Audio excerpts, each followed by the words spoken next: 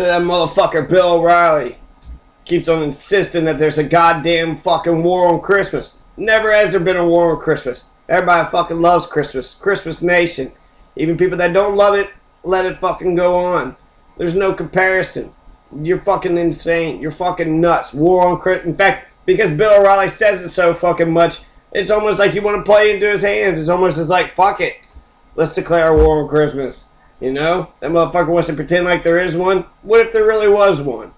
And in fact, we've had several war on Christmases besides this fucking fake one. He's just talking about a cultural warrior, right? That's all Bill O'Reilly is doing. He just wants to fucking point out different. He went ahead and attacked the Rhode Island governor because he didn't want to do like some Christmas celebration.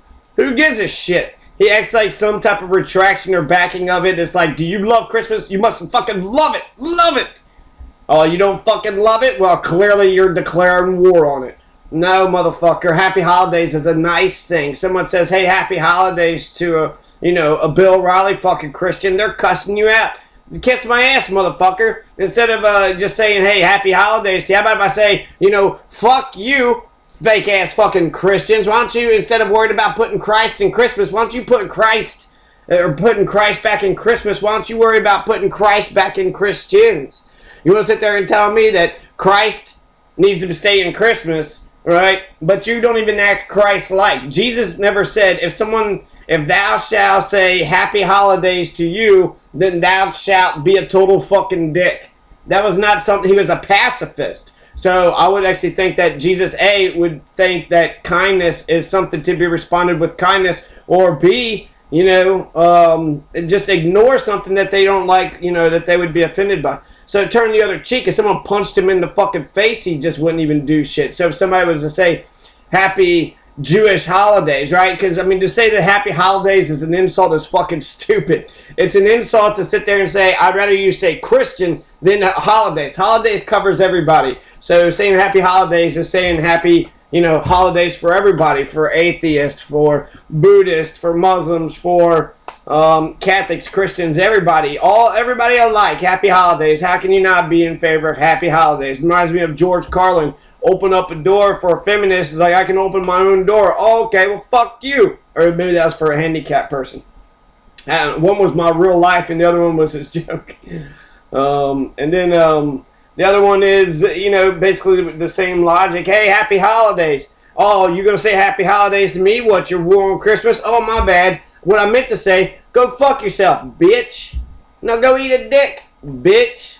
That's what I meant to say. Sorry about that. Go fuck your mother, you piece of low-life fucking guano. Goddamn fucking guano. You want to sit there and be a dick to me because I fucking tried to share a little bit of holiday fucking cheer? Motherfucker, you ain't Jesus. You ain't like Santa. You're like fucking Grinch. You're fucking bringing everybody down. Quit bringing everybody down. So nearly all German bishops, clergy, and laymen rejected the legality of the new laws, and they said, fuck you, to Otto von Bismarck.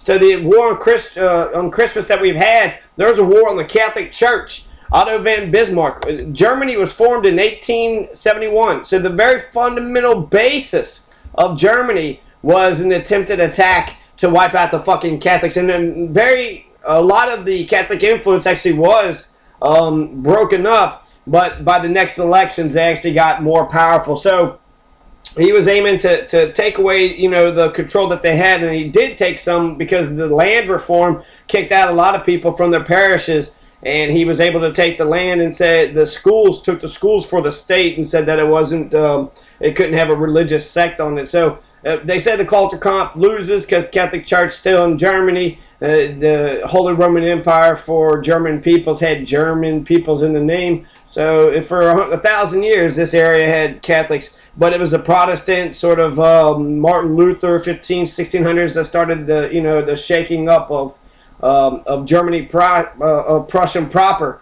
So you have Bavaria, Hesse, all these different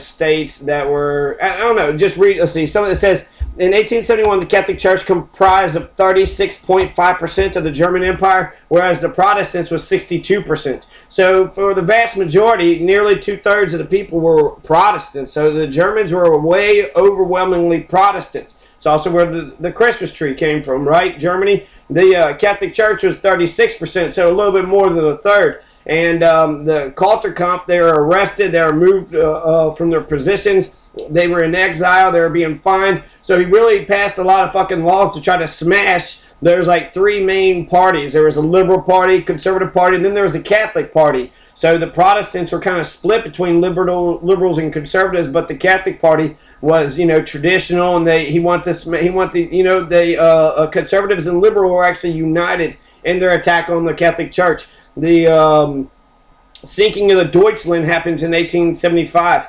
My ancestors left Germany in 1869, 2 years before, the January 1st declaration of the German Empire. So Otto von Bismarck, I would say he's probably more of the father than King Wilhelm. Wilhelm was just the fucking face, and Otto von Bismarck was the chess master. Here in this picture right here, the Kulturkampf, you got the Pope and Bismarck playing chess, and then the Pope is sitting there saying, "Hey, I got my next move." And the Pope at the time was Pope the Ninth, which is fascinating because the Grubschover family, they're going to have they're going to give, the second generation is going to give a plot of ground to the Catholic Church in Kentucky, and they're going to name the church Pope Pius IX. So the exact same Pope that it was being attacked by the Kulturkampf of Otto von Bismarck was one that was being honored in later generations here on Kentucky soil. So Kulturkampf. I feel like with all these different, it's kind of like Kentucky in a way, because you got all these counter currents. You could think of Germans as being all a bunch of Hitler-loving Nazis, right? Or you could think that there's just a whole bunch of counter currents in there. And so, I don't know what I would expect, actually. I would assume that there's fucking shitty racists and neo-Nazis still in Germany, but I bet you there's also some wonderful, incredible, maybe Protestant, agnostic, atheist people that are, that aren't fucking filled with hate, and they're not racist and, nationalistic. I wonder if everybody in Germany is nationalistic today. In comparison, another war on Christmas actually was waged by the own Protestants here on this continent. The Protestants took a aim at Christmas because the Protestants said that Christmas wasn't about being pure. And Oliver Cromwell is he was the man that says, "I'm gonna fucking purify this fucking place." And the way he was going to he was a highly religious man who believed that everybody should lead their lives according to what was written in the Bible. The word Puritan means that followers had a pure soul and lived a good life. Puritans wanted the Catholic Church to be reformed, to be purified, to be made better. Separatists said there's no reform with the Catholic Church. The only way we can do something better is by separating ourselves, establishing our own church, and following our own ways. Cromwell believed that everybody else in England should follow his example. One of the main beliefs of the Puritans was that if you worked hard, you would get to heaven. Pointless enjoyment was frowned upon. Cromwell shut many inns and theaters. They were all closed down. So hard work, you get to heaven, right? All about working hard, the Puritan work ethic, right? That's like what lots of people talk about. The Puritan work ethic leads to the massacre and genocide of the Pequot and the Wampanoag and all the rest of the Massachusetts Native Americans in that area. So that's the work ethic, is work hard, and try to make your own way, or just take other people's shit whenever you feel like it, if you don't mind, killing brown-skinned people who never done a fucking thing to you. So the word Puritan, right, it means you got a pure soul and you live a good life. Cromwell believed that everybody else in England should follow his example. One of the main beliefs of the Puritans was that if you worked hard, you get to heaven. Pointless enjoyment, fuck that. No way, just hedonism. Just what? Going outside, liking the sun shining on your face? Bullshit. No fucking pointless enjoyment out of that shit. You don't need to do that. He's shutting down the inns, shutting down hotels, shutting down theaters. Most sports were banned. Boys caught playing football on a Sunday could be whipped as punishment. Swearing was punished by a fine, though those who kept swearing could be sent to prison. Sunday became a very special day under the Puritans. Most forms of work were banned. Women caught doing unnecessary work on the holy day could be put in the stocks. Simply going for a Sunday walk, unless it was the church, could lead to a hefty fine. To keep the population's mind on religion instead of having feast days to celebrate the saints, as had been common in medieval England. One day in every month was a fast day. You did not eat all day. You divided up England in 11 areas. Women and girls should dress in a proper manner. Makeup was banned. Puritan leaders and soldiers would roam the streets of towns and scrub off any makeup found on unsuspecting women. So Cromwell's having all the women's faces be wiped off with makeup. 2 colorful dresses were banned. Puritan lady wore a long black dress that covered her almost from neck to toe. She wore a white apron and her hair was bunched up behind a white headdress.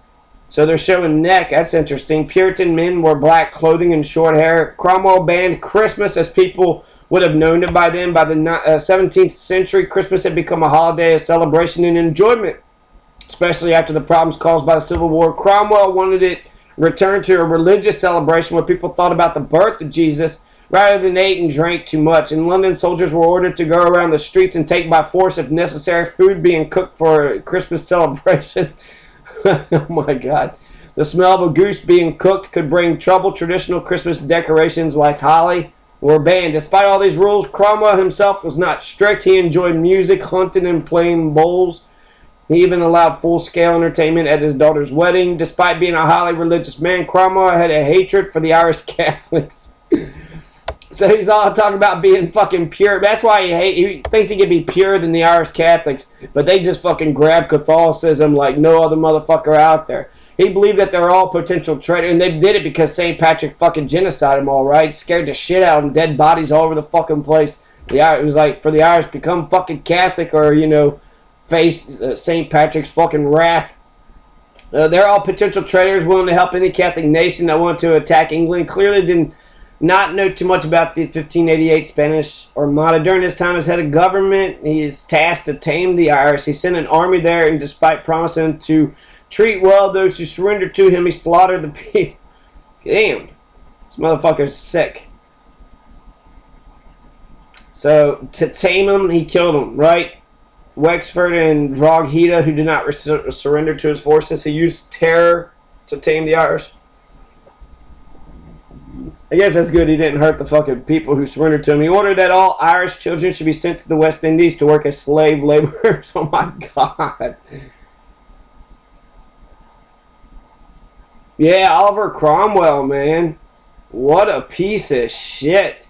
I bet that would make the fucking Irish even more Catholic, knowing that these fucking Protestants would come in and do that shit. It said Oliver Cromwell ordered that all Irish children be sent to the West Indies to work as slave laborers in the sugar plantations. He knew many would die out there, but dead children could not grow into adults and have more children. Oliver Cromwell left a dark stain on the history of Ireland. So it doesn't sound like he was too fucking pure, right? He was all about being pure and telling about Puritans and saying the fucking Catholics didn't know how to fucking live their life. He was a genocidal fucking psychopath. Sending fucking children, Irish fucking children as slaves to the West Indies. And when it came to African slaves versus Irish slaves, African slaves were held in higher regard. So the Irish slaves were probably treated the absolute fucking worst. I don't know. You don't want to have oppression Olympics, right? One slavery is just as bad as another slavery. But that ain't true. I mean, some slavery could just be sort of, just Uncle Tom-ish, sort of benign, whereas other ones could be more like whipping and 12 years a slave type fucking craziness. Anti-Catholic legislation of the Kulturkampf period. Yeah, this is, he goes after the Catholic Church, that's pretty much takes the land, makes it fucking illegal to do anything. For 20 years, Catholics in the German Empire, especially in the German state of Prussia, Bavaria, Hesse, Baden, occupied Poland, faced legal difficulties, imprisonment, and exile, all in the name of German national pride and unity. For their part, Catholics and Germans of goodwill fought for their rights, defended the Catholic faith and institutions, above all, refused to allow a secular government to trample on the Holy See and their beloved Pontiff Pius IX. The name given to the struggle in the German Empire is Kulturkampf, meaning the struggle for culture, the culture war. So I bet Bill O'Reilly knows the culture war. He's setting up a counter-offensive. He's preemptively striking.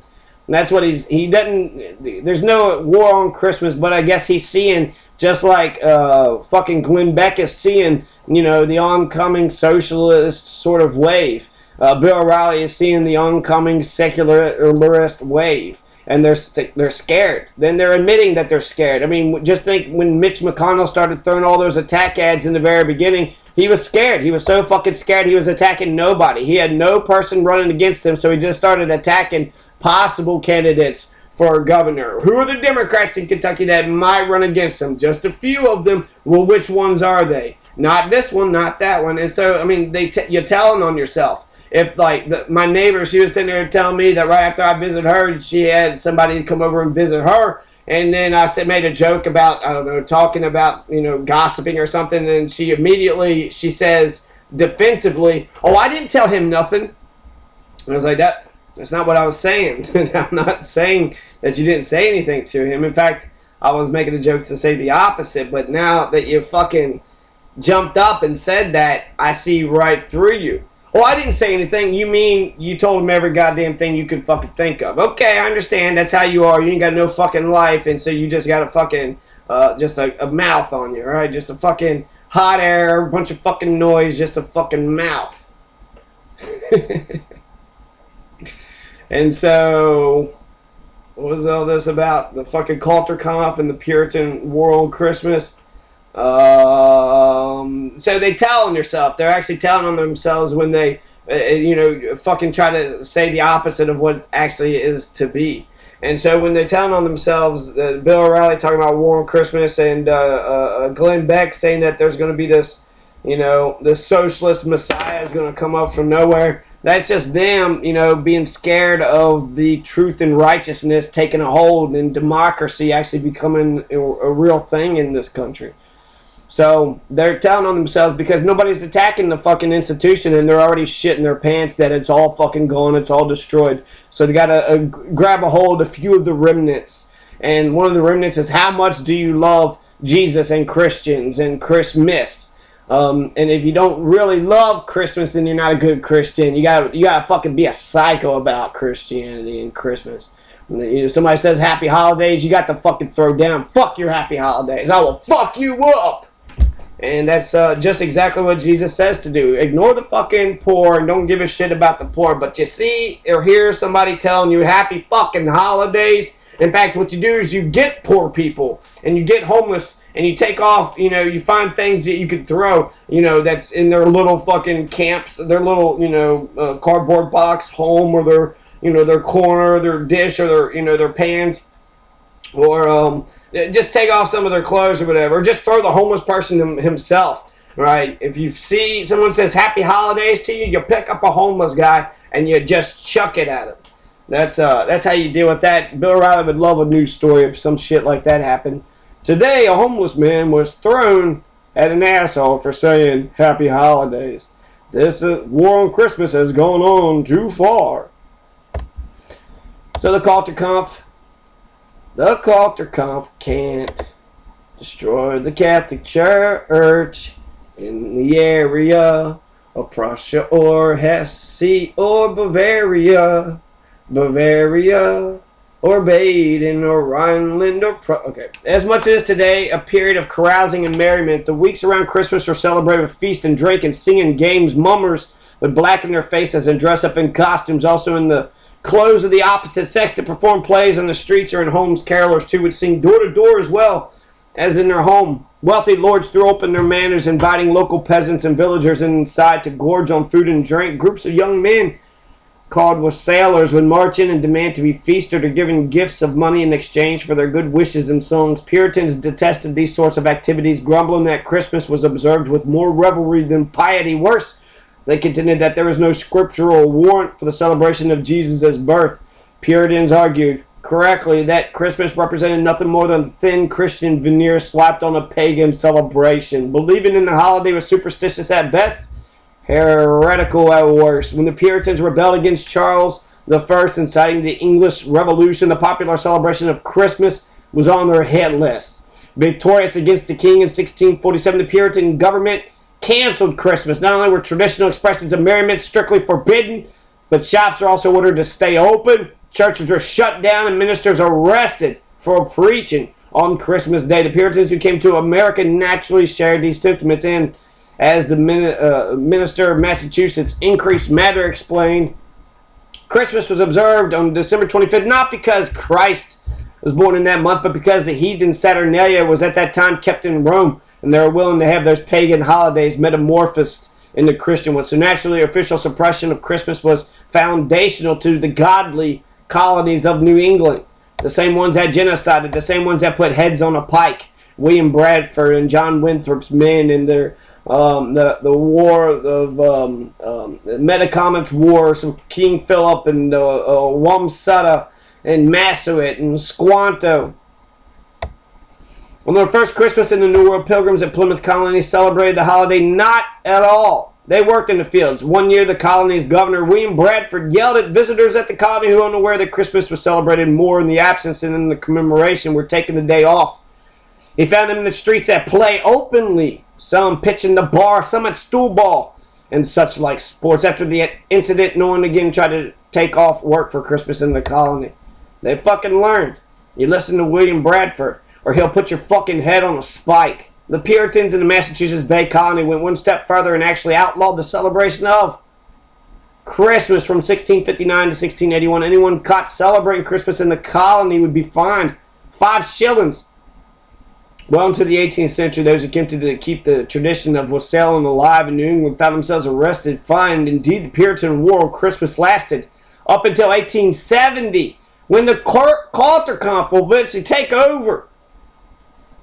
Christmas became legally federalized holiday. 1870, the Culture is happening. The Germans are coming over. Bam! Christmas is now a fucking federal holiday. It wasn't just 8 years ago. Thanksgiving became a federal holiday. So these fucking Republicans that liberated black folks and freed the African American slaves, once they were freed, once they got out,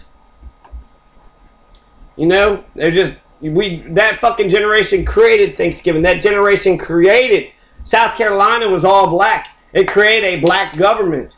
That almost sounds like it's more fucking liberal than any fucking period of history I've ever fucking read in my fucking life. No fucking shit. The whole state, they were slaves the year before, and then the year after, they had a state. The legislature was, the majority were black folks.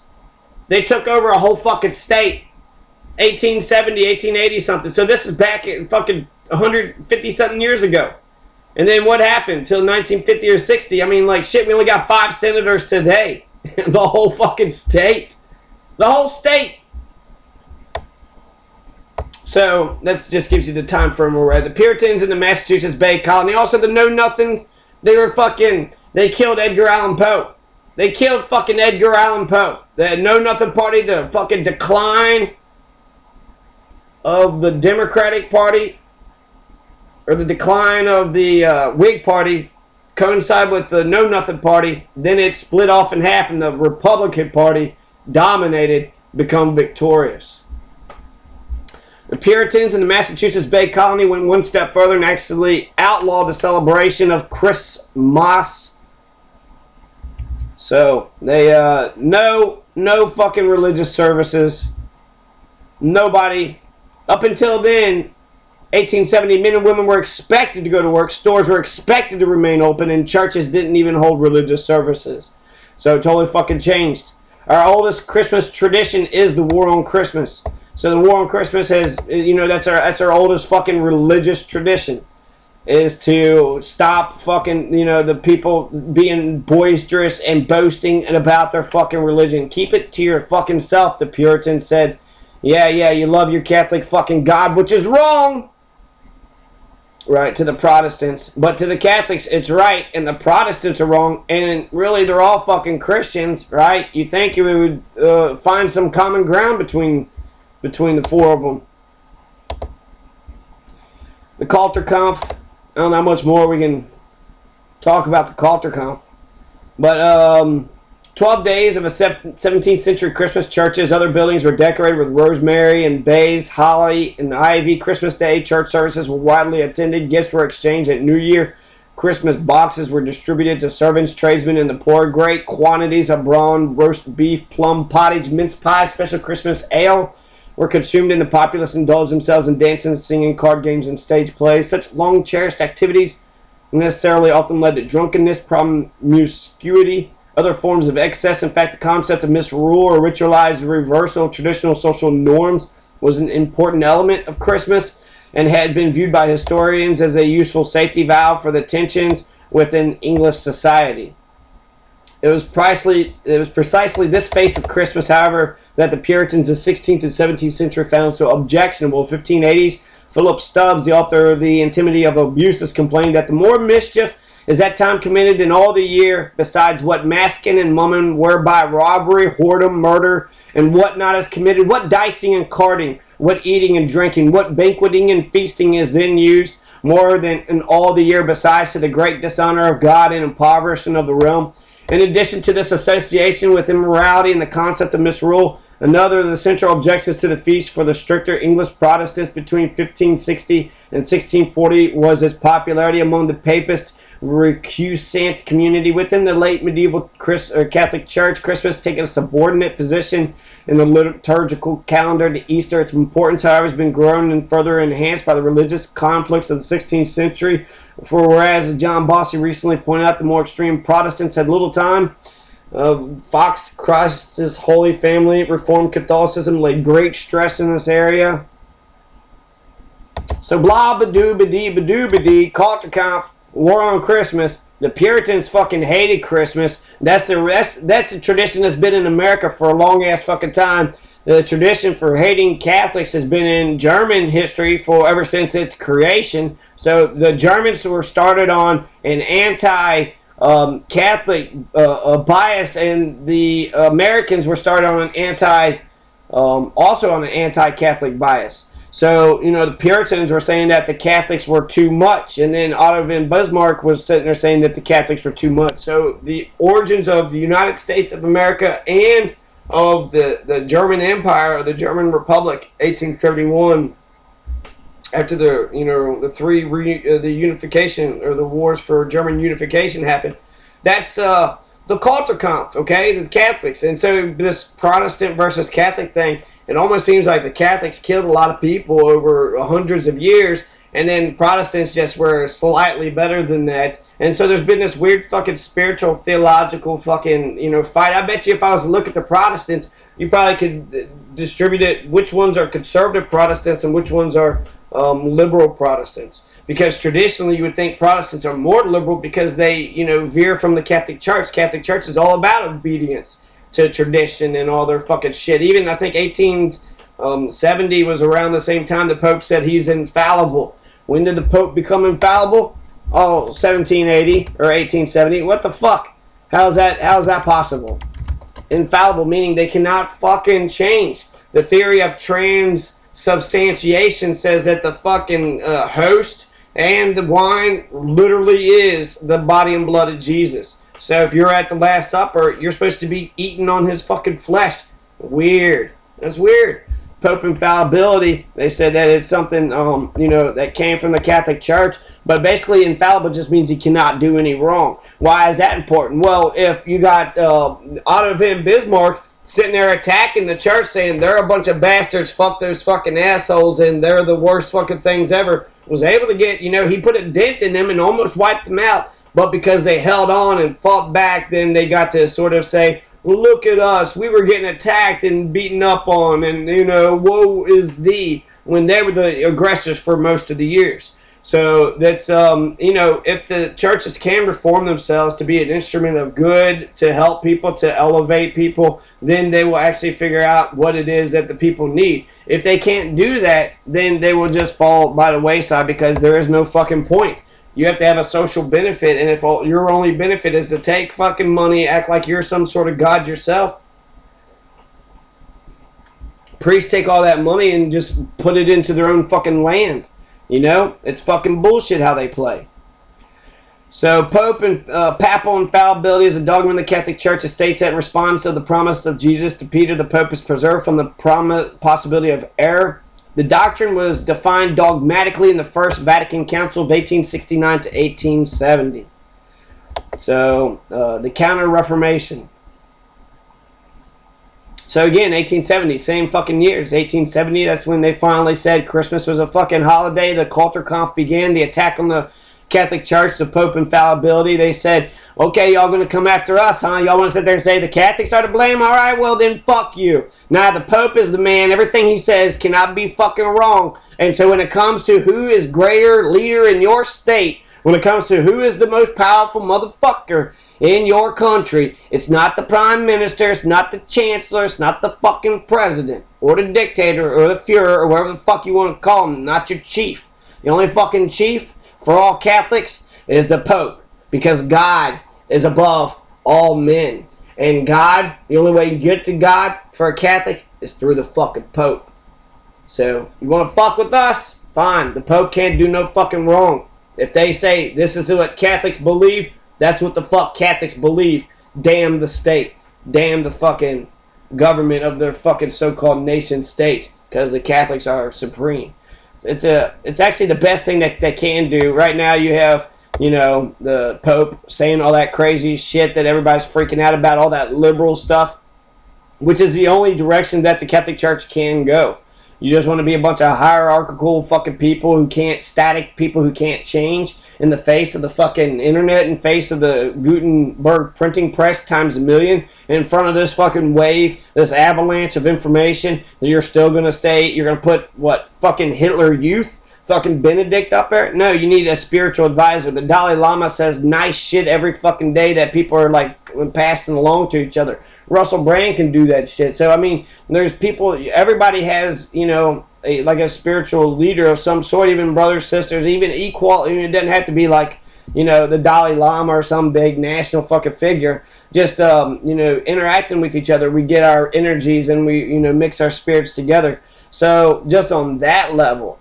But in terms of, you know, inspiring people to keep fighting, to care, to love, to, you know, to give a shit about one another, you got to be fucking decent and nice. To sit there and be like, no, gays suck, marriage is great, give money to God, shut up, I'm a German. That's my impersonation of Pope Benedict. It's just wrong. It's just wrong. First Vatican Council. I know some Catholic cousins of mine that says, the man who is responsible for the Second Vatican, I hope he is burning in hell. I hope he is burning in hell. Because it's just that important, you know. It's that fucking important. The traditional Catholics, they believe that the priest should talk to the wall with the backs to the public, that the women should be totally dressed from top to bottom. The entire fucking mass is said in Latin. You can't understand a fucking word. You recite it in Latin. So this shit's been, you know, here from the word jump, from get-go, from a long-ass time ago, and hasn't fucking changed. And so that's fucking fascinating. That's absolutely fascinating that, you know, I hope he's burning in hell, but he's a Catholic. He just looks at Catholicism different than you, but it's different than me, so fuck that bastard.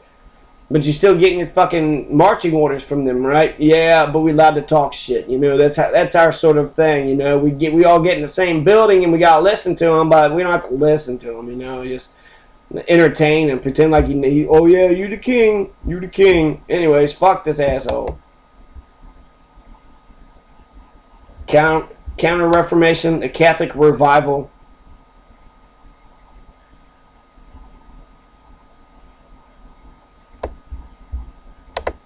Kultur Kampf, the bitter struggle on the part of the German Chancellor Otto von Bismarck to subject the Roman Catholic Church to state controls. The term came into use 1873 when the scientist and Prussian liberal statesman Rudolf Virchow declared that the battle with the Roman Catholics was assuming the character of a great struggle in the interest of humanity.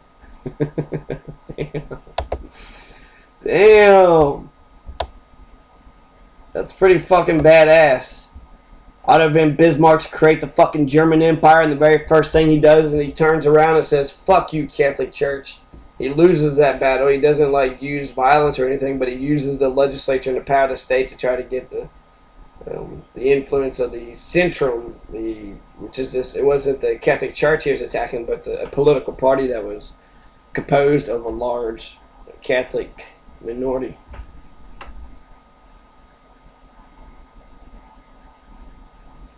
So, the war on Christmas has happened several times. Otto von Bismarck, at the creation of Germany, declared war on Christmas. The Catholic Church, actually, so declared war on the institution that created all the holidays, all the days that designate some day as being holier than other days. And then the Puritans, you know, they were against the Catholic Church, but they also had their own notions of their own ideas, right? You had Calvinists, and you had Puritans, and you had Separatists, and I don't know, ecclesiastical, Presbyterian, Anabaptist, Mormons, other Protestant religions. So, Protestant religion, where did you go? You're here in this country, and now you declare on Christmas a woe. 5 shillings. $5 Hey, are you singing Christmas carols? Give me $100. If you're a Puritan, that's what you would be, arresting people and getting in people's face for any type of Christian activity or any type of, Christmas activity. Oh, what is that? You got a cookie out there? Huh? You left a cookie for somebody? Huh? Is that what you do? Oh, you give some gifts to other people. Happy fucking holidays, or go fuck yourself, Happy fucking holidays, huh? Nah, don't be showing no cheer on this day. You should be working. Tell me happy fucking holidays. How you just gonna go around there saying you should be working? Merry Christmas. Nah, fuck you, Merry Christmas. I don't even want to hear Merry Christmas. Sit there and say Merry Christmas. This ain't the day that Jesus was born. This is a pagan ritual. Why in the hell are you sitting there going to put Christmas on me as if he wasn't born in September? Jesus was born in September. Why the fuck are you sitting there celebrating a December birth when Jesus was born in fucking September? Fucking goddamn September. December 25th was 30 different other motherfucking gods were born on December 25th. You're celebrating every other god in the entire fucking world but Jesus when you celebrate so-called Christ Mass. And Christ Mass in England was when the poor would take the rich and use the rich people's stuff, and it was an important outlet for class relations because it allowed the poor to get to experience some, a high-end party and revelry, for a fucking day. Get to live like the rich live. Name one of the motherfucking poor peasants king. Let him do whatever he wants to do, and then execute him at the fucking end. That's how the English. That's how they used to party.